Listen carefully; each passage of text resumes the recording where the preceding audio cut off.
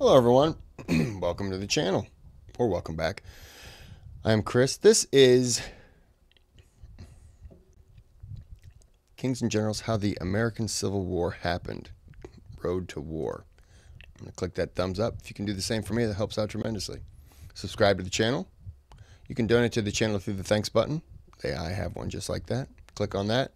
If you donate, you can request a video and your name gets sponsoring that video. Just a little thank you. You can still request without the donation. It just takes a little bit longer. Okay, so let's see how the American Civil War happened, because we don't know anything about it.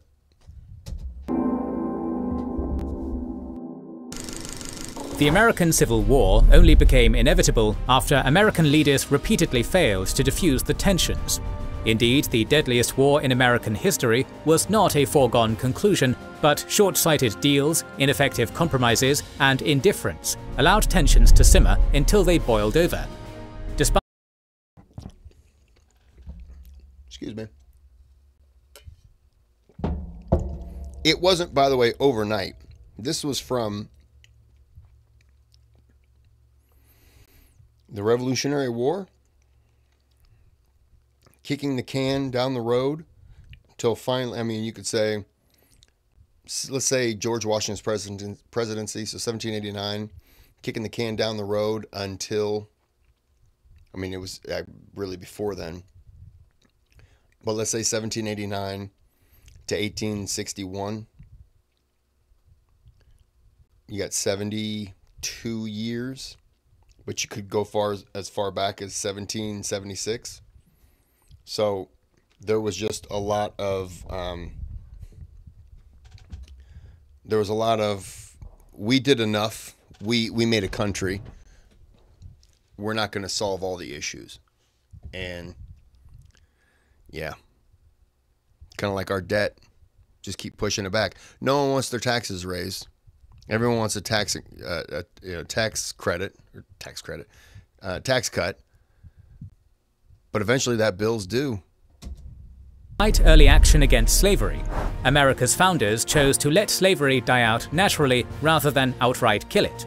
During their time, the idea that slavery would revive and grow stronger was unfathomable to them. However, the younger generations of plantation owners never realized that their paranoid need to protect slavery was creating the very opposition they sought to smother. Ultimately, a combination of arrogance, mistrust, and short-sightedness tore America apart. Welcome to the first episode of the American Civil War, where we will cover the lead-up to the most infamous conflict in United States history. This video is sponsored by our YouTube members in support of our series on North Africa. I'll to get the exclusive special discount it without all men are created. The Declaration of Independence states that all men are created equal, but reality was quite different. While many states didn't actively practice or encourage slavery in 1776, it was legal in all 13 of them. This dissonance between their high-minded Enlightenment ideals and slavery gnawed at America's founders. George Washington's experience was instructive. While he publicly opposed the slave trade for decades, he only denounced slavery itself and his participation in it privately. He was acutely aware of how influential he was and knew that his opposition could doom the institution, but he was more afraid that it could doom the country. I wouldn't say the country.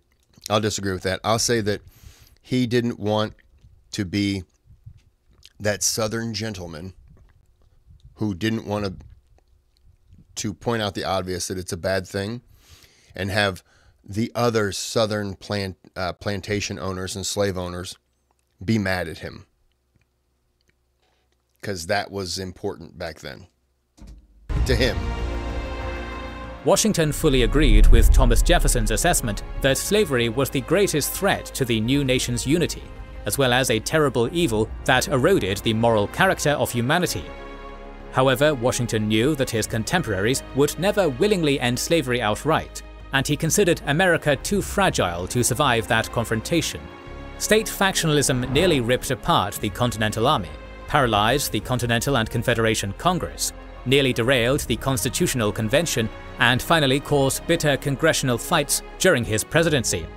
Ultimately, on the topic of slavery, Washington feared that speaking out would break his country. Instead, Washington hoped that his neighbors would realize that slavery was not only immoral, but unsustainably unprofitable, as he had. Washington inherited Mount Vernon at 11, and his decades of meticulous bookkeeping clearly showed that his plantation was failing. Crop yields fell every year, as tobacco depleted the soil. Tobacco's price declined repeatedly due to increasing production and changing global demand. George Washington took great pride in maintaining and treating his slaves better than his neighbors, at great expense. But he'd calculated that even if he spent the barest minimum on their maintenance, he'd still be losing money. The plantation system was a money pit.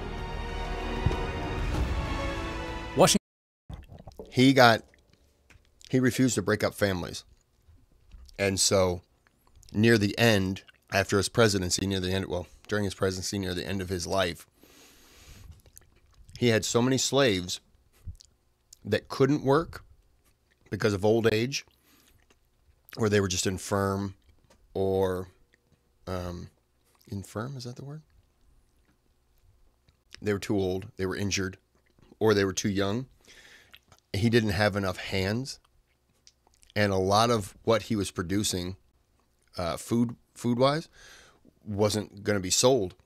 It went to supply all the people who couldn't work. So that was like supplying dead weight to him. But he never wanted to sell them or anything like that because he found it would be very offensive. But he was just losing money by keeping them. In the end, considering he's a slave owner, but it was a very honorable thing to not get rid of them. But then he died later on, so. Washington first wrote about ceasing being a slave owner in 1778. However, it wasn't possible. Virginia only allowed manumission by special act of the legislature, which was rarely done. This left no option but to sell his 123 slaves, to which he was adamantly opposed, writing in 1794, "Were it not then that I am principled against selling Negroes, as one would do cattle in the market, I would not in 12 months from this date be possessed of one as a slave." Therefore, he continuously, though privately, pushed for legislative action to end slavery, writing in 1786, "There is not a man living who wishes more sincerely than I do to see a plan adopted for this abolition of slavery, but there is only one proper and effectual mode by which it can be accomplished, and that is by legislative authority." Jefferson didn't have Washington's inhibitions, and publicly worked against slavery, despite being a slave owner himself. In this he was joined by Benjamin Franklin, a founding member of America's first abolitionist society. Their first victory came in 1778, when Virginia banned importing slaves, a bill Jefferson probably authored. Jefferson further helped pass a 1782 law allowing emancipation by will or deed, probably at Washington's urging. Washington would subsequently free his slaves upon his death, intending to set an example in death as in life. In 1780, Pennsylvania adopted gradual emancipation and banned further slave imports. Shortly thereafter, Massachusetts wrote a new constitution immediately banning slavery in all forms. By 1787, New Hampshire, Rhode Island, and Connecticut were also free states. Meanwhile, the Northwest Ordinance forbade slavery in the Northwest Territory. By 1804, all states north of the Mason-Dixon line had either outright banned slavery or adopted gradual emancipation laws. The climax of this anti-slavery push came in 1807, when Congress banned the international slave trade effective January 1, 1808, the earliest it was constitutionally allowed to do so. However, there was opposition. Virginia's John Randolph warned during debate that the ban would provide a pretext to eliminate slavery entirely, and predicted that the Union would eventually fracture along slave state versus free state lines. At the time, many scoffed at Randolph's prediction. Slavery was declining. While most of the nation's leaders were slave owners, they had the good sense to be ashamed of it. More importantly, many plantation owners discovered that Washington's economic conclusions were correct and followed his manumission example. However, that decline was reversing. In England, the Industrial Revolution was building steam. A series of inventions had mechanized textile production during the late 18th century, and the industry was rapidly growing. This fueled growing demand for raw material to feed the looms, particularly cotton. Britain already had access to cotton production in India and Egypt, but products from those faraway regions tended to spoil on the long voyage to England. European politics plus Mediterranean trade economics made Egyptian imports expensive, slow and unreliable. It was much faster, safer and cheaper to import from America. While the full impact of industrialization wouldn't be felt in Britain until the 1830s, by the late 1810s, Eli Whitney's cotton gin had revolutionized cotton production and subsequently saved American slavery. Once the petty Gulf strain was developed, production exploded. This change saved the finances of the remaining Revolution-era planters, but largely didn't change their attitudes towards slavery.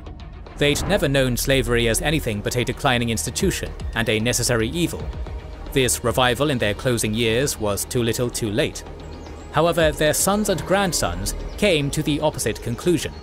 For them, slavery led to great wealth, limitless growth, and economic stability. Every recession and financial crisis in the 19th century passed their plantations by while hammering the North. Thus, they broke with their forefathers and began to actively defend slavery. Gradually, the rhetoric of necessary evil disappeared, ultimately replaced with arguments of slavery being a positive good, frequently with religious tones. While the oldest generation retained power through the early 1820s, tensions were muted. However, by the 1830s, the younger generations began to rapidly raise the temperature. Meanwhile, gradual abolition meant that former slaves needed to be integrated into society. Many whites believed this was impossible and undesirable, and so a different solution was sought. Their thinking was that since emancipated slaves and other free people of color's African ancestors hadn't willingly emigrated to the United States, they'd be happier going to their so-called homelands. The American Colonization Society was founded to, quote-unquote, help African Americans return to Africa. The ACS established the colony of Liberia in 1822, which became an invaluable haven for those rescued from the slave trade. However, only a few thousand African Americans ever emigrated, as most strongly opposed the ACS's mission. Which I gotta say, I agree with. Why would you want to? You don't know where in Africa your people were taken. Your parents. You don't know where they were taken from, and if you are the child of a slave, and you're like the fourth or fifth generation, you are so far removed from going to Africa. America's your home, always has been. You were born and raised here, so why would you want to go? I wouldn't want to, but at the same time, I wouldn't want to be here. But yeah, you can't steal people and then 100+ years later say, okay, we're going to ship you all back over there. We're going to put you all on a boat, send you there, and then it's your job to get back to wherever your family came from. You have no idea because you probably can't read or write? Well, it's not our fault. Of course it is. With most African Americans having been born and raised in the United States, America was their home, not Africa. At the same time, westward expansion began forcing the slavery issue. The Northwest Ordinance ensured that America's post-revolution territory would ultimately be half slave and half free states, a balance that ensured neither side could force its will on the other. However, that did not extend to the Louisiana Purchase or Oregon Country. In fact, there was absolutely no settlement plan in place for either territory, and Congress had run out of time to make one. In 1818, Missouri petitioned for admittance as a slave state, the first new state west of the Mississippi. This set off a bitter debate in Congress, as it upset the planned balance and finally forced the slavery issue to the forefront. The Democratic-Republican Party began to split along regional lines, as Northern Republicans objected to extending slavery on moral grounds, and Southern Republicans rejected federal action on slavery on constitutionally guaranteed states' rights.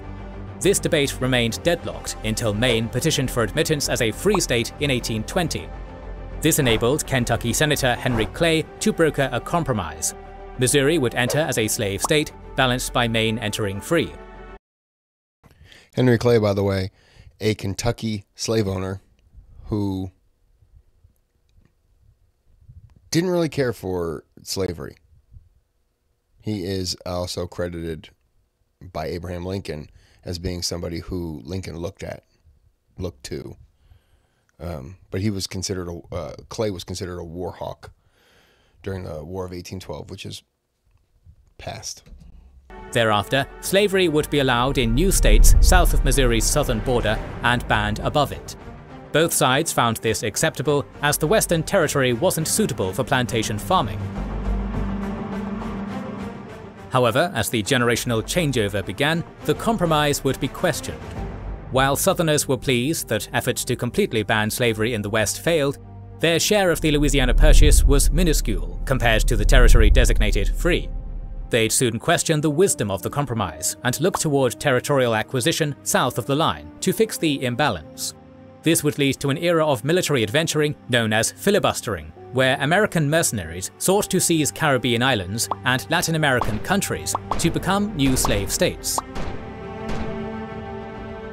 With the compromise in place, slavery moved to the back burner, but regionalist conflict still led to a major blow-up between the states. By 1820, the American Industrial Revolution was in full swing, and the new manufacturers were begging Congress for protection against established and cheaper manufactured goods from England. Concurrently, the western states wanted federal help building needed roads, canals, and other internal infrastructure. Thus, new and stronger protectionist tariffs were floated to raise funds for infrastructure projects.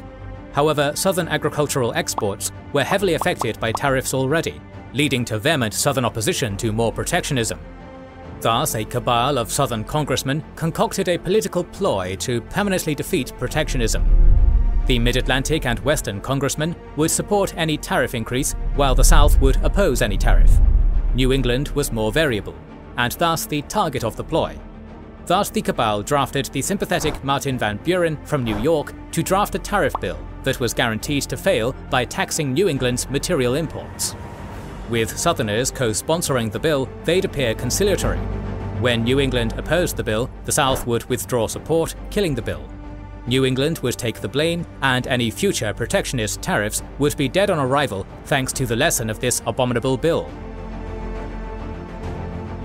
However, the Southern congressmen were horrified when enough New England congressmen and senators accepted that a tariff was better than no tariff and voted it into law. The plot had completely backfired. 1828 was an election year, and President John Quincy Adams from Massachusetts lost to Tennessee's Andrew Jackson. Southerners hoped Jackson would repeal that tariff of abominations, but he refused. The tariff was perfectly constitutional, and he wasn't going to rescue them from their own stupidity.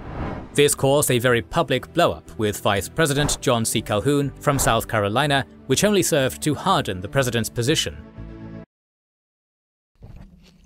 Excuse me. Jackson said his biggest regret after he left office was not killing John C. Calhoun, his vice president. And he meant it. So John C. Calhoun was from South Carolina, and he had made a statement. I'm sorry, not a statement. They had a dinner. Basically, it was, I think it was to repeal this. And Calhoun organized a bunch of sympathizers for the South who wanted it repealed. And this dinner, cough. This dinner, they're all there. Jackson's there. They're toasting all night to repealing. And if this bill isn't repealed, then they're clearly going to have to secede from the Union. And they're going to do this and they're going to do that. And they're all doing these. And Jackson's, as they all, hear, hear. And Jackson raises his glass with them. End of the night. Jackson stands up and just says the shortest, briefest message. He says, the Union will be preserved amongst all other things. And then takes his drink, sits down, and then just stares at every single person who basically for hours was toasting that secession will happen and the South will be free if they don't do this. And Calhoun was like, we're going to get enough people there that Jackson's not going to, he won't have the nerve to do it. Little did he know, Jackson loved not only moments like that, Jackson liked to shoot people and kill them. So this was nothing. This is on par for Jackson. Jackson's like, cool, you guys want to fight? I'm cool with that. He then told a couple of congressmen from South Carolina who came in and basically gave him the heads up when he was in the White House, basically saying, we're going to, South Carolina will secede from the Union, blah, blah, blah. And so he had the, and then they left. So he had the two men stopped, pretty much arrested, and told them that if what they were saying was true and South Carolina was going to secede, then that was, you know, an act of war from the state. And so his job is to punish people who commit treason, because it's treason against the nation.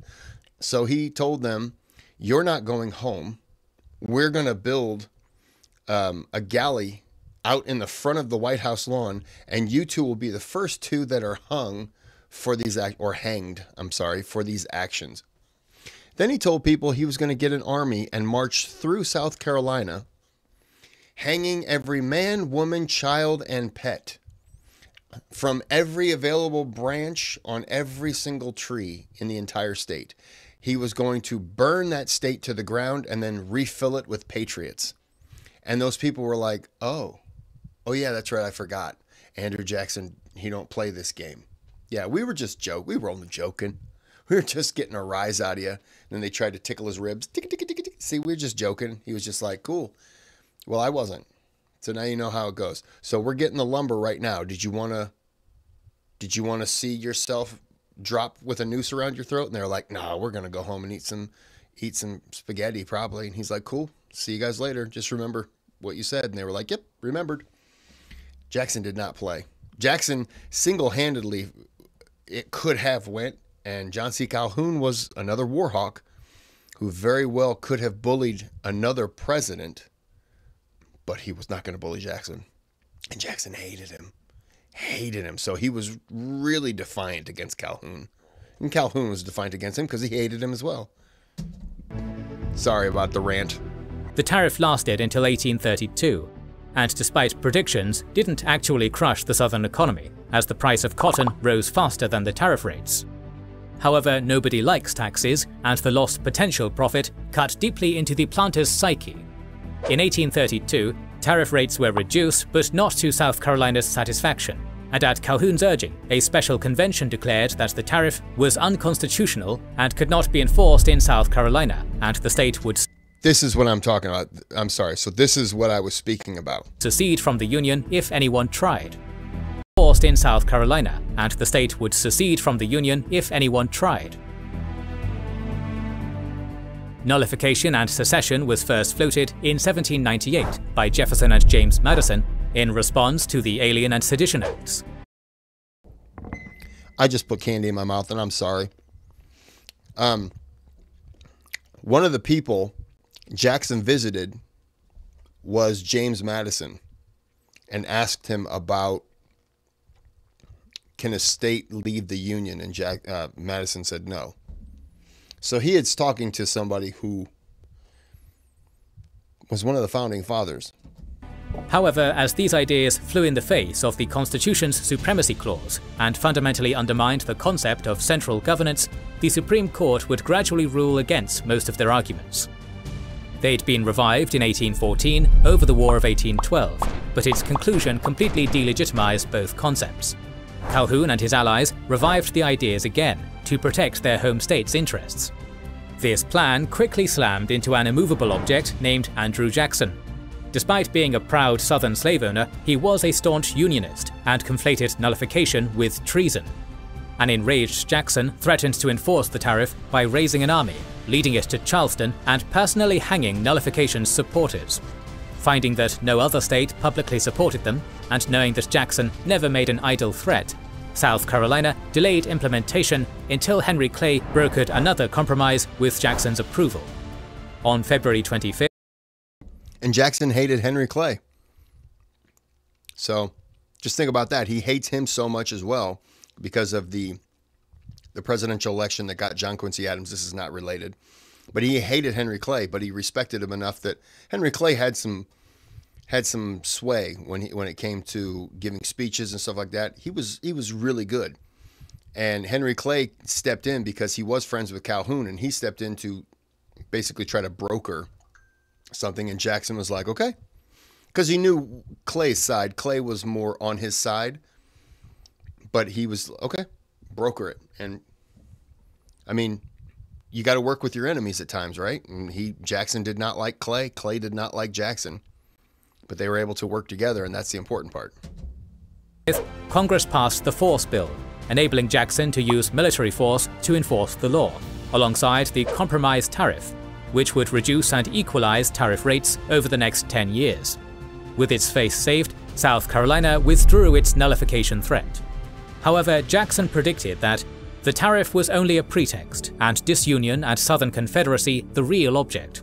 The next pretext will be the Negro, or slavery question. Over the next 17 years, the pressure continued to build. Southern politicians used their influence to institute gag rules, preventing congressional debate on slavery, and kept anti-slavery candidates from the presidency. While Northern politicians raged against slave power's domination of politics, their complaints went nowhere. The average non-Cotton Belt American neither knew nor cared enough about slavery to be concerned, so long as it didn't affect them. The horrors of Deep South plantations were obscured by the idyllic image model plantations in the Upper South created. America's Abolition Society's efforts to change this attitude went nowhere. Despite victories like the Amistad decision, abolitionists found themselves on the outs politically, and not just because of slave power. John Quincy Adams was one of the lawyers for the Amistad incident. So, props to him for that. Abolitionist newspapers and speakers were attacked by Northern mobs, not from pro-slavery attitudes, but annoyance. Most Northerners weren't keen on black people being equals in society, and they really hated self-righteous lecturing over slavery. Meanwhile, the Western push continued.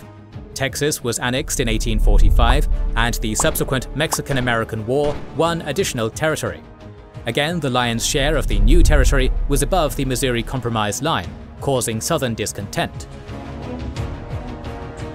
California's petition to enter the Union as a free state caused this resentment to explode. Southerners objected that Southern California was under the Compromise line, and should therefore be broken off as a slave state. However, California's legislature made it clear that it would not accept any division, and Congress couldn't risk losing California's gold. The South complained about this being grossly unfair to them, and that it threatened the slave-free state balance. Facing another deadlock, Clay stepped in to broker his final grand compromise, using California to help solve a number of issues. The Compromise of 1850 solved Texas's border disputes, created the New Mexico and Utah territories, allowed those two territories to determine for themselves if slavery would be legal, outlawed the slave trade in Washington, D.C., and critically admitted California as a free state in exchange for a new Fugitive Slave Act. Popular sovereignty, as the new territorial policy was called, partially overrode the Missouri Compromise, which had been seen as a victory by both sides. Both territories could potentially become free or slave states. However, that fact was largely lost in the outrage caused by the new Fugitive Slave Act. The current fugitive slave law from 1793 was toothless. Most free states required actual court proceedings before allowing alleged escapees to be extradited, as with any crime. As proof of enslavement was frequently non-existent, few slaves were ever returned. There were no penalties for non-compliance or assisting escaped slaves, so it was impossible to enforce. That's the one thing that gets me about the Fugitive Slave Act. It's about states' rights, right? That's what the Civil War was, they say, was fought over, states' rights. But you're taking away the northern states. If a slave escapes there, you're saying, no, no, no, you have to do this. You have to catch them and return them. But why is it that they don't have the sovereignty to make their own decision?